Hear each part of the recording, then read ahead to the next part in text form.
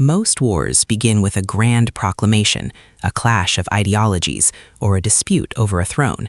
Some are sparked by a thirst for empire, and others are ignited by the singular spark of an assassination. But in the year 1859, on a mist-shrouded island in the Pacific Northwest, a war nearly erupted between two of the world's most powerful empires, the United Kingdom and the United States, because of a pig. Not a metaphorical pig, not a political caricature, but a very real, very hungry, four-legged black Berkshire boar who had a fatal fondness for American potatoes. This is not a fable, nor is it a satire of 19th century diplomacy. It is the documented history of the San Juan Island boundary dispute, a period of geopolitical brinkmanship where the lives of thousands and the maps of nations hung in the balance of a single musket shot fired by a frustrated farmer. To understand how a domestic animal could bring the British Royal Navy and the United States Army to the edge of total conflict, we must first look at the map, or rather, the lack of a clear one. By the mid-1840s, the Oregon question had become the dominant headache of Western diplomacy. Both Great Britain and the United States claimed the vast, rugged territory of the Pacific Northwest.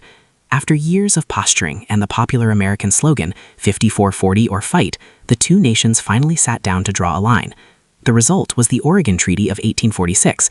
It was a document intended to settle the matter once and for all by extending the boundary along the 49th parallel to the middle of the channel which separates the continent from Vancouver Island, and then southerly through the middle of the said channel and Haro Straits to the Pacific Ocean. On paper, this seems simple. In the geography of the Salish Sea, however, it was a disaster. There is not just one channel between the mainland and Vancouver Island. There are two major ones, separated by a cluster of emerald green landmasses known as the San Juan Islands. The British insisted the treaty referred to the Rosario Strait on the eastern side of the islands, which would place the entire archipelago under the Union Jack.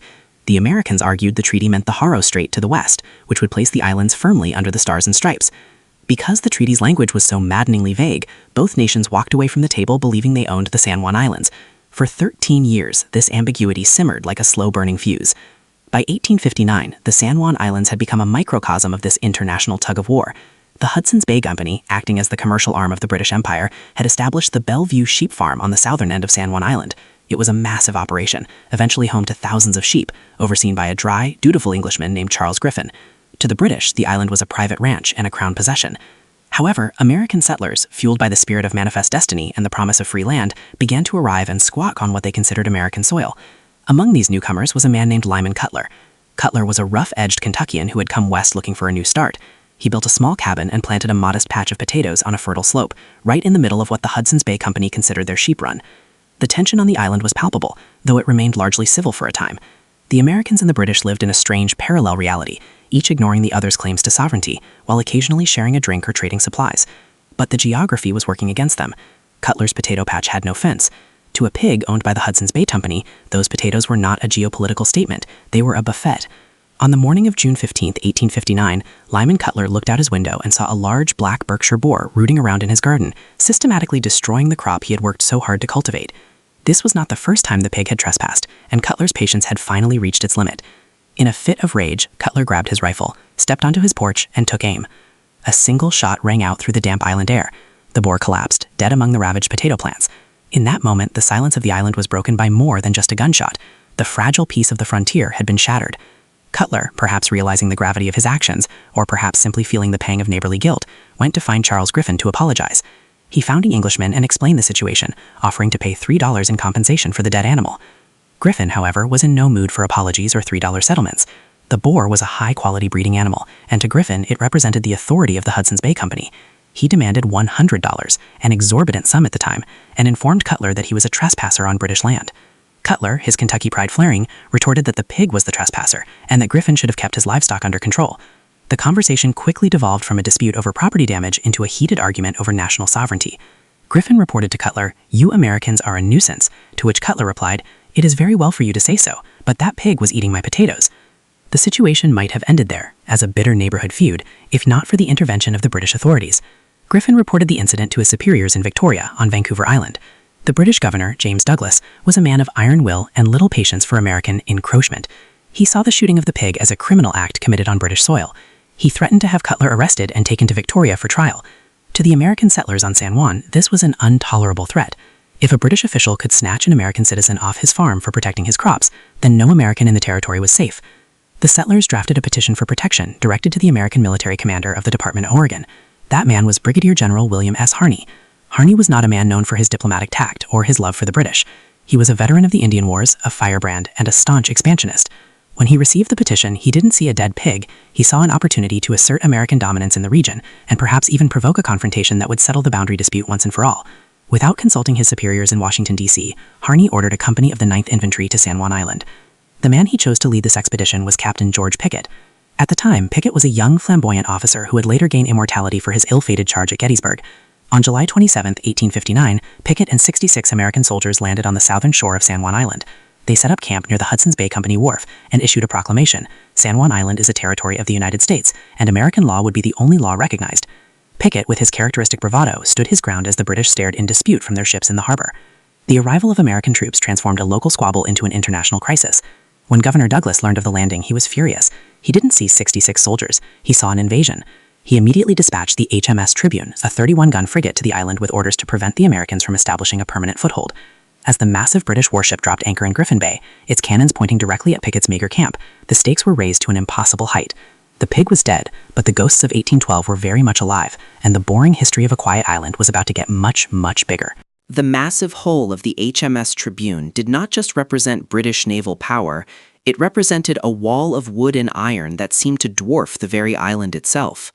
Captain Geoffrey Phipps Hornby, a seasoned officer of the Royal Navy, looked through his glass at the shore.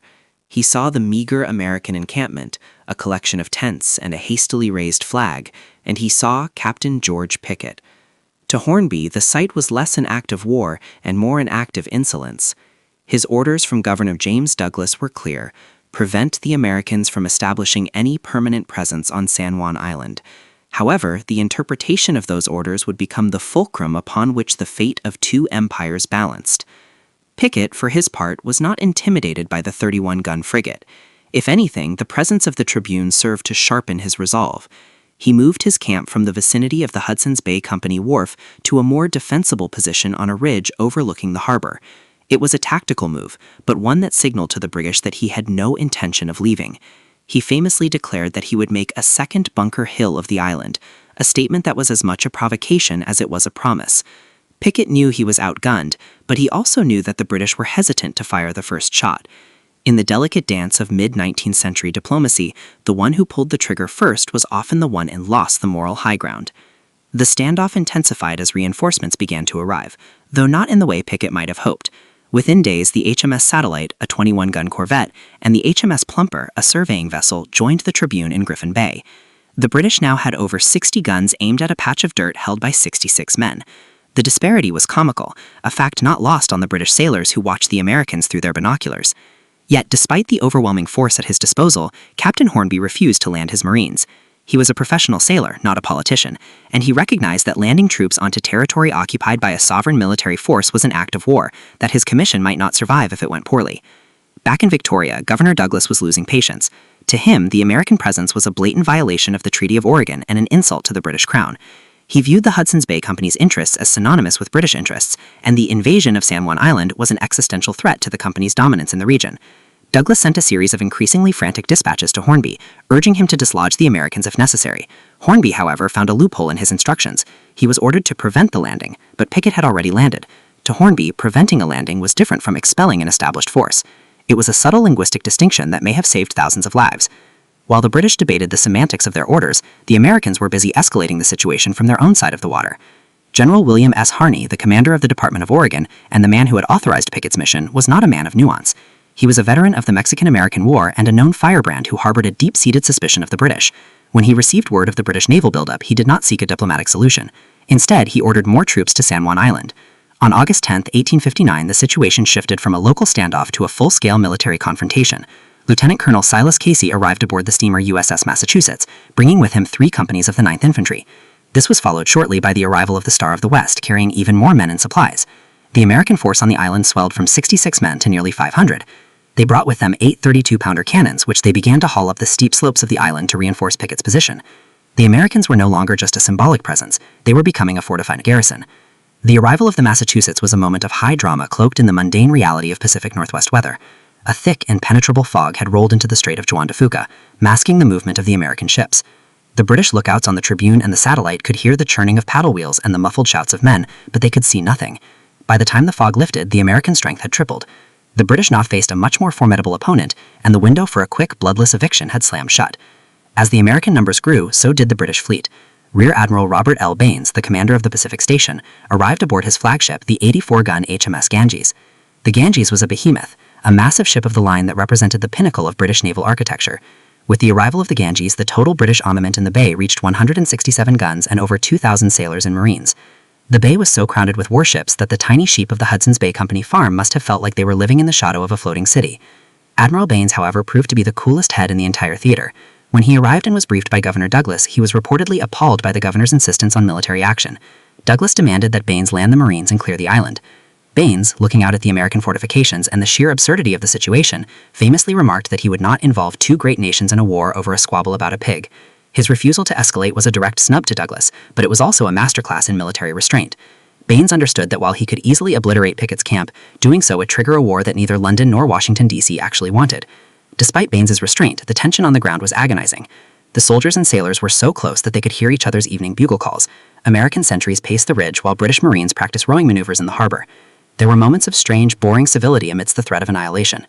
British officers occasionally went ashore to hunt deer, sometimes crossing paths with American officers who were doing the same. They would exchange stiff salutes and polite nods, two groups of professionals trapped in a geopolitical stalemate caused by a dead farm animal. The standoff dragged on through the month of August. The boring history of the conflict was marked by endless paperwork. Pickett and Hornby exchanged a series of formal letters, each more pedantic than the last. Pickett would assert the sovereignty of the United States. Hornby would respond by asserting the rights of the British Crown. These letters were carried back and forth by small boats, the rowers likely exhausted by the constant shuttling of angry prose. Each side was waiting for the other to blink, but each side was also waiting for instructions from their respective capitals. In 1859, news traveled slowly. A message from San Juan Island had to go by ship to Panama, across the isthmus by rail, and then by another ship to the East Coast or across the Atlantic. It would be weeks before President James Buchanan in Washington or the government in London even knew that a war had almost started. In the meantime, the men on the island were left in a state of high alert boredom. They dug trenches, they cleaned their rifles, and they stared at the horizon, wondering if the next ship to arrive would bring the order to fire or the order to stand down. The American fortification, now known as Pickett's Post, was a beehive of activity. The soldiers lived in constant fear of a night assault by British Marines. They slept with their boots on and their rifles at their sides. Every splash in the water or snap of a twig in the woods was treated as the start of an invasion. Yet the invasion never came. The British ships sat like gargoyles in the bay, their cannon silent, their flags flapping lazily in the salt breeze. The pig was long gone, its meat likely consumed, and its memory already becoming a footnote, but the machinery of war it had set in motion was now too massive to be easily stopped.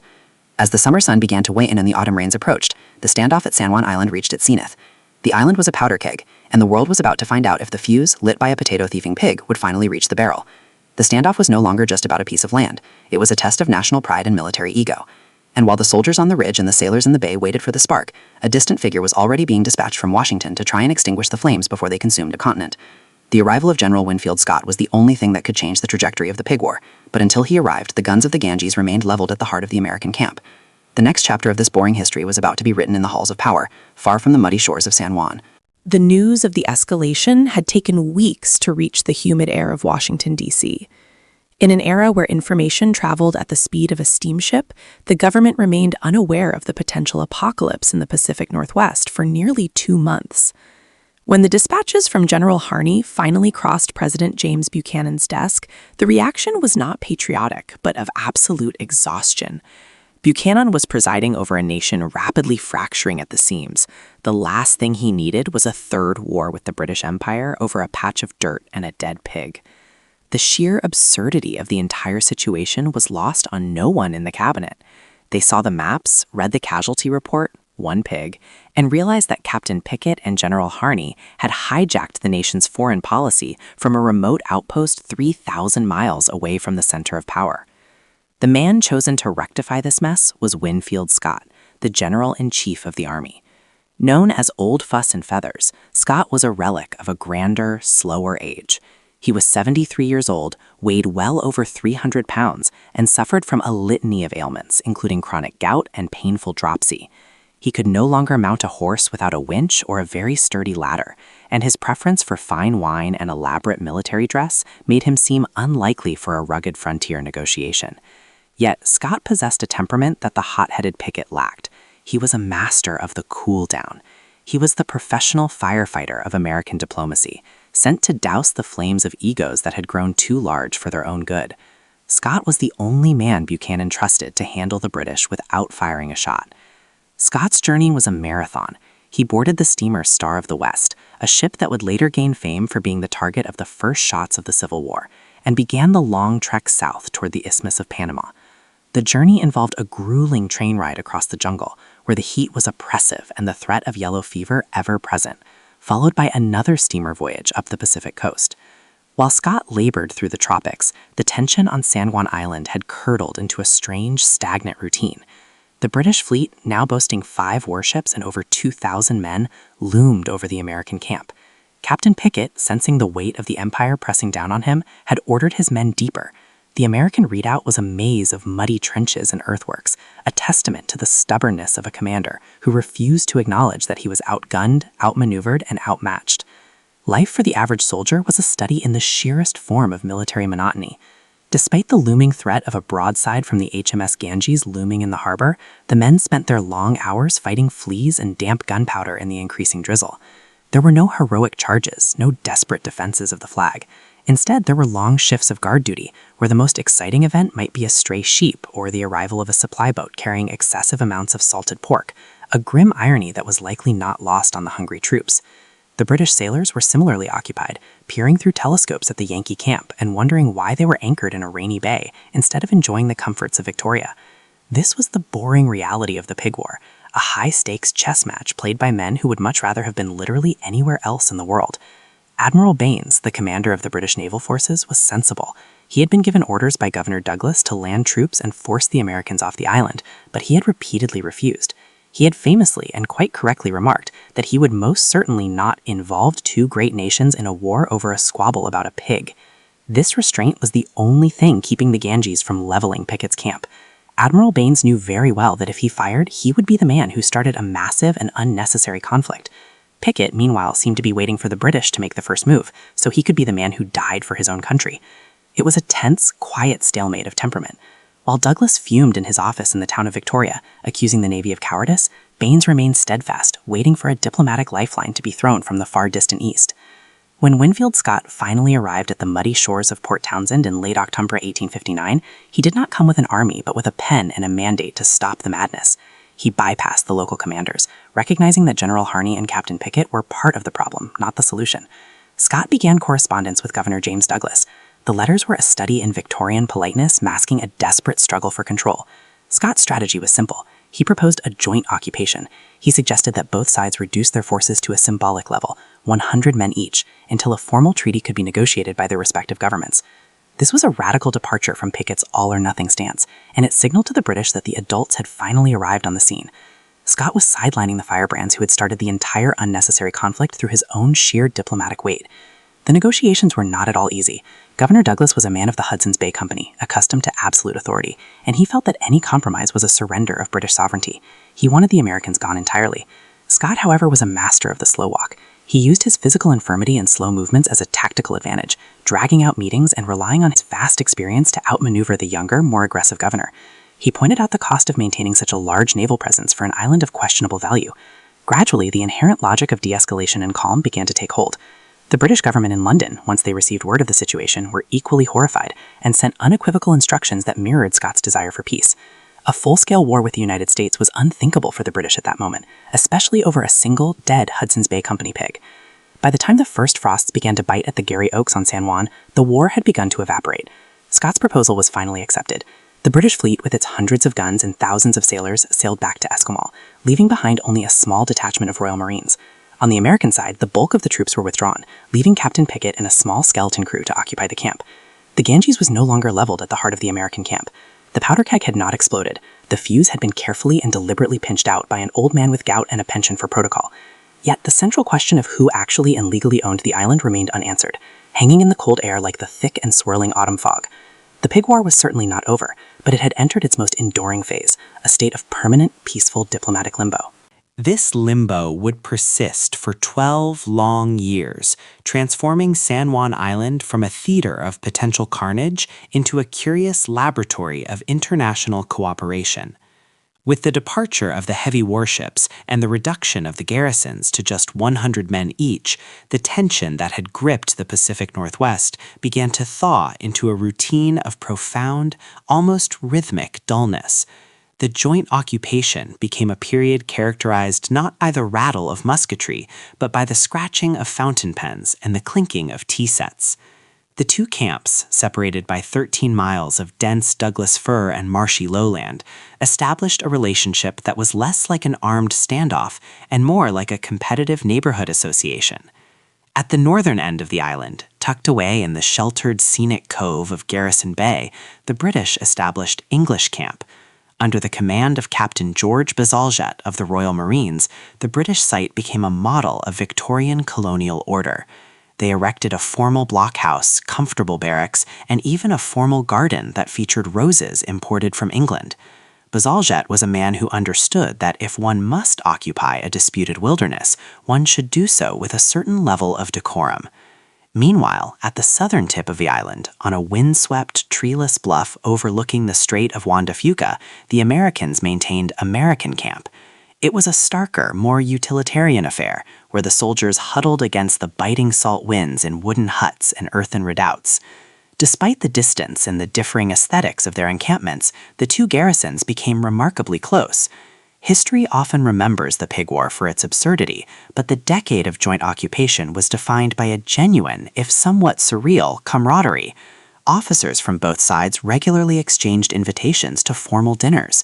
The British would row down to the American camp for 4th of July celebrations, participating in horse races and greased pole climbing contests.